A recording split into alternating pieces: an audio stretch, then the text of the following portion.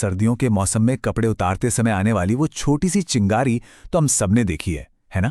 लेकिन क्या कभी इस बात पर गौर किया गया है कि हमारे ऊनी स्वेटर में उठने वाली इस मामूली सी स्टैटिक इलेक्ट्रिसिटी और आसमान को चीर देने वाली भयंकर बिजली यानी तड़ित के बीच असल में क्या कनेक्शन है? एक छोटी सी चिंगारी एक विशाल तूफान का रूप कैसे ले लेती है? आइए आज के इस दिलचस्प विश्लेषण में विज्ञान के इसी अद्भुत रहस्य से पर्दा उठाते हैं। जरा सोचिए, सर्दियों की किसी ठंडी रात में अंधेरे कमरे में अपना पॉलिएस्टर या ऊनी स्वेटर उतारते वक्त वो जो हल्की सी चर की आवाज़ आती है और जो छोटी छोटी चिंगारियां दिखती हैं, वो कितनी आम बात है।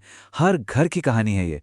लेकिन ये जानकर हैरानी होगी कि इन मामूली सी चिंगारियों और आसमान में कड़कने वाले उस डरावने तूफान के बीच एक बहुत ही गहरा और सीधा रिश्ता है। विज्ञान की दुनिया में कई बार एक छोटी सी बात समझने में सदियां लग जाती हैं। करीब 600 ईसा पूर्व प्राचीन यूनानियों ने एक गजब की चीज खोजी थी। उन्होंने देखा कि एम्बर, जो कि एक तरह की प्राकृतिक राल है, उसे जब फर से रगड़ा जाता है तो वो बालों जैसी हल्की चीजों को चुंबक की तरह अपनी तरफ खींचता है। लेकिन इस साधारण सी लगने वाली घटना और आसमान की विशाल बिजली के बीच का कनेक्शन ढूंढने में पूरे 2000 साल लग गए। आखिरकार 1752 में मशहूर अमेरिकी वैज्ञानिक बेंजामिन फ्रैंकलिन ने यह साबित कर दिया कि कपड़ों से निकलने वाली वो चिंगारी और बादलों से गिरने वाली बिजली दोनों बिल्कुल एक ही चीज हैं। तो चलिए सबसे पहले बात करते हैं हमारे पहले भाग की, रगड़ द्वारा विद्युत आवेश यानी घर्षण से चार्ज कैसे पैदा होता है। इसे समझने के लिए एक बहुत ही साधारण सी चीज देखते हैं। जब किसी खाली प्लास्टिक रिफिल को पॉलीथीन के टुकड़े से जोर से रगड़ा जाता है तो घर्षण यानी फ्रिक्शन की वजह से उसमें एक तरह का इलेक्ट्रिक चार्ज आ जाता है, बिल्कुल वैसे ही जैसे प्लास्टिक की कंघी को सूखे बालों पर रगड़ने से होता है। इसी अदृश्य चार्ज की वजह से वो रिफिल या कंघी कागज के छोटे छोटे टुकड़ों या सूखी पत्तियों को अपनी ओर खींचने लगती है। विज्ञान की भाषा में इन चीजों को चार्ज्ड ऑब्जेक्ट्स या आवेशित वस्तुएं कहा जाता है। अब हर चीज एक जैसी प्रतिक्रिया नहीं देती। अगर हम गुब्बारे, रबर या रिफिल जैसी चीजों को ऊन या पॉलीथीन से रगड़ते हैं तो वो बहुत आसानी से चार्ज हो जाते हैं और कागज के टुकड़ों को अपनी तरफ खींच लेते हैं।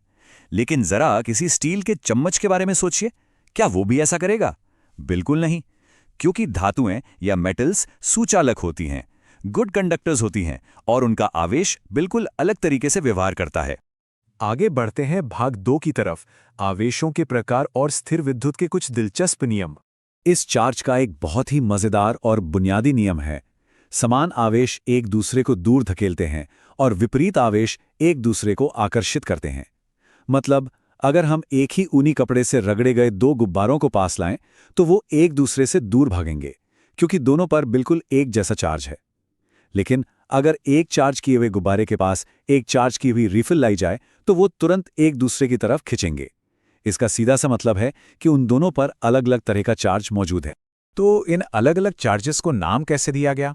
विज्ञान की पुरानी मान्यता के अनुसार रेशम के कपड़े से रगड़ी गई कांच की छड़ पर जो चार्ज आता है उसे धनावेश यानी पॉजिटिव चार्ज मान लिया गया है, और पॉलीथीन से रगड़ी गई प्लास्टिक स्ट्रॉ के चार्ज को ऋणावेश यानी नेगेटिव चार्ज। यहाँ एक बात का ध्यान रखना बहुत जरूरी है कि रगड़ने से पैदा हुए ये चार्ज स्थिर होते हैं, मतलब ये खुद ब खुद कहीं बहकर नहीं जाते। जब ये चार्ज बहने लगते हैं ना, तब जाकर विद्युत धारा यानी करंट बनता है। अब आते हैं हमारे तीसरे भाग पर, आवेश का स्थानांतरण यानी एक जगह रुका हुआ ये चार्ज बहता कैसे है। इसे एक छोटे से प्रयोग से समझा जा सकता है। एक साधारण सा उपकरण होता है, विद्युतदर्शी या इलेक्ट्रोस्कोप। इसे घर पर भी आसानी से बनाया जा सकता है।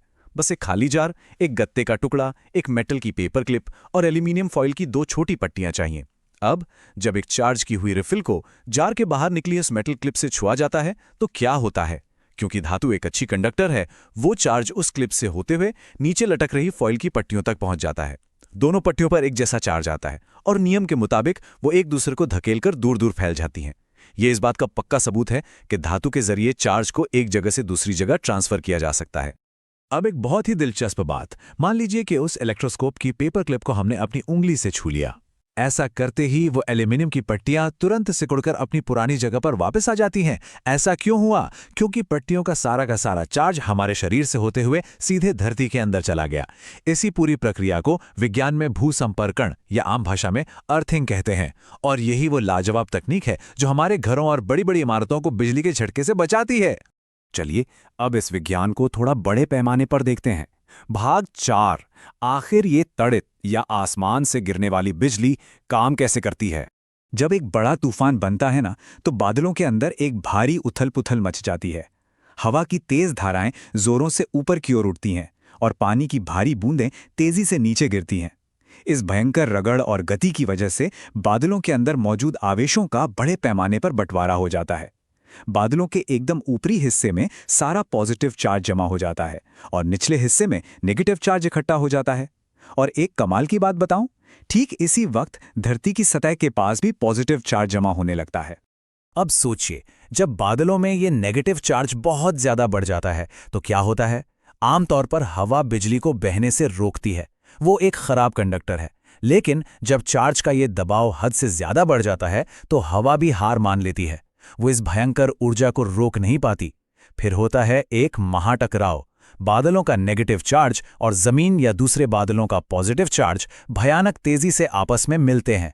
इसी जबरदस्त टक्कर से आसमान में वो तेज रोशनी और कान फाड़ देने वाली गड़गड़ाहट पैदा होते हैं। इसे इलेक्ट्रिक डिस्चार्ज कहते हैं। सच में ये वही ऊनी स्वेटर वाली चिंगारी है, बस खरबों गुना ज्यादा ताकतवर।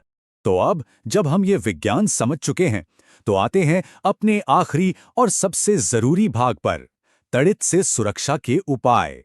बिजली के मामले में एक सबसे बड़ा जीवन रक्षक मंत्र हमेशा याद रखना चाहिए। गरज सुनना किसी सुरक्षित स्थान पर तुरंत पहुंचने की चेतावनी है। आसमान से आने वाली उस गड़गड़ाहट को कभी भी हल्के में नहीं लेना चाहिए।